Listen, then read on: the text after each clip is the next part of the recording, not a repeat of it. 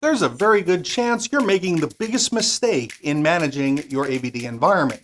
And the worst part is that most of you don't even know that you're doing it. And what makes it so dangerous is that it looks like everything is working just fine. All your users are connecting, no problem. The hosts are still scaling, but underneath it all, you're carrying a lot of dead weight. It is hurting your performance, inflating your costs, and making all of your tomorrows harder than they need to be. But in this video, I'm going to show you exactly what this mistake is and the right way to fix it. Take this VM, just your average Windows 11 session host.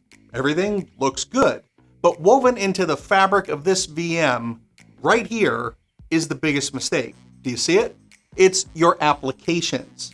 And I think it's because we've only had a few options. You could build your VM and then install all the apps, which takes a long time to deploy them, or you could install all those apps in your OS image, which is not only a lot of upfront work, but it forces you to spend a huge amount of time patching those apps and then creating the new OS image, sysprep, testing that goes with that, and you're gonna do it for the rest of time. And the solution probably isn't what you're thinking.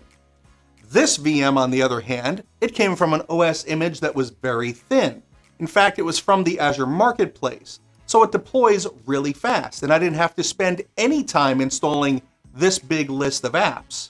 In fact, when these apps need to be updated, I don't even have to touch this VM or the image. They just get new apps installed and ready to go automatically. So in most of our world today, here's our host pools, and they all have their own custom OS image. And that way, the deployment happens as fast as possible. But all of those images have some apps in common, like Office, a PDF reader, and some internal company apps. So if I have to update my PDF reader, for example, I have to update all of these OS images, then push out new hosts and throw the old hosts away, and then manage all their names and AD computer objects and all that stuff. Or I've got to manage a patch cycle, which means downtime, reboots, and testing. So the solution to all of this is AVD App Attach. Now, wait, don't close the video just yet. I know what some of you are thinking, that App Attach isn't worth it because that's a whole lot more work that I have to do. You have to convert your MSIs and EXEs into MSIX files all by yourself. And that's either going to require self-signed certificates, which really isn't that secure, or you've got to manage your own certificate authority. And that's a big headache. Then you have to get that cert inside all of your MSIX files, as well as to all of your hosts. And that all has to be kept up to date. Then you've got to run PowerShell scripts to convert those MSIX files into virtual hard drive app images, then upload them to Azure Storage, import them into AVD, and create the app attach files. Then you have to do all the assignments, and of course keep all of that updated. And that does sound completely crazy, and I don't want you to do any of that. So I'm going to show you in a minute or two where you can get all of these MSIX files directly from the vendors, so you don't have to do any of this. And they're all created with publicly trusted certs, so you don't have to manage that either. First, in Nerdio Manager, scroll down on the left for Storage, then Azure Files. Now, if you already have a file share, just hold on, we'll get to you in a second. But for all of you who don't have one, go and create a new one here. Select your storage account, then give it a description, and all this other stuff will get filled in for you. And then just give the share a name and a description and scroll down. The reader permissions here is what we want, and then you have the file share config where you can add other contributor permissions if you need those directly. Or you can just pick the users who are already assigned to the pools, and the NTFS permissions here should be for app attach, which will give authenticated users read permissions, which is what they need for the share. Now, Nerdio is going to create a new VM to set up everything on the back end. But if you need to, you can click here on Advanced Settings and tweak all the VM settings if you need to, but I'll skip that for now. Just add my tags and off we go. Now in just a minute or so, the share will be ready. Next, you want to go down to Settings and then Environment and then Integrations. Open the App Attach Share Locations, and if you already had an existing share, this is where you start.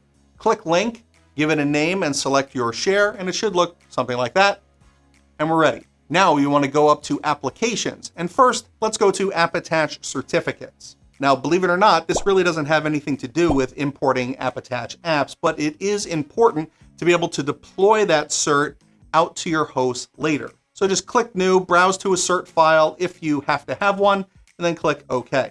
Now we can go to App Attach, and we can do this in a few ways. If you already have your App Attach images already created and you've done all that hard work, you can just click here. Give it a name and a description, and then select your storage location. Then click here for your file. And remember, even though we already uploaded the cert separately, that's just for our host. We need to have the cert here for the app. And that's even if it's the same certificate.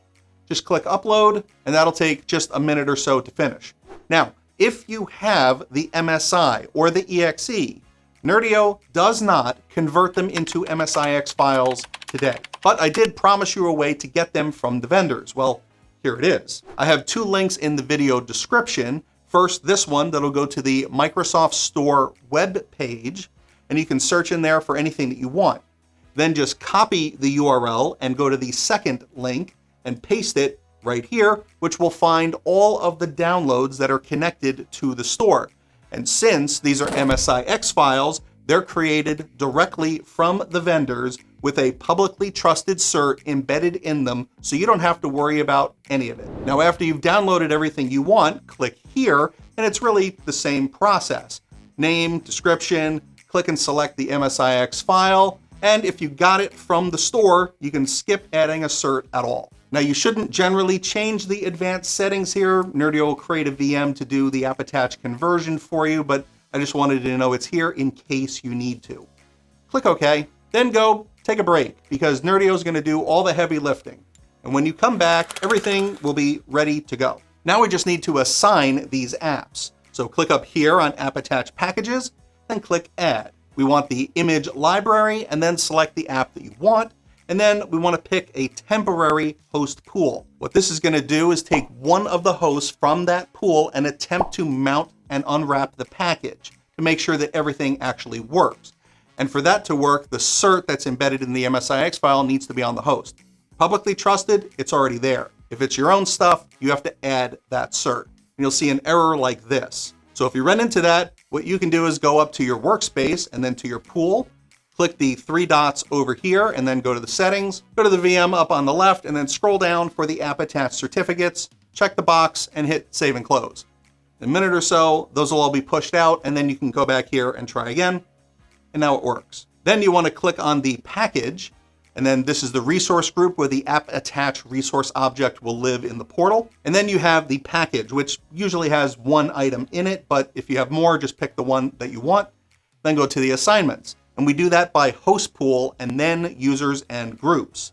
So that way we can add the app to the accounting pool, but if you're not also an approved user in the pool, you won't see the app. Then just click run and then rinse and repeat for all of your other apps. And now when the users sign in, they have everything they need, and you just saved yourself an unbelievable amount of work from now until the end of time. And there's a few more ways to make app attach even easier and more useful, which you can see right here.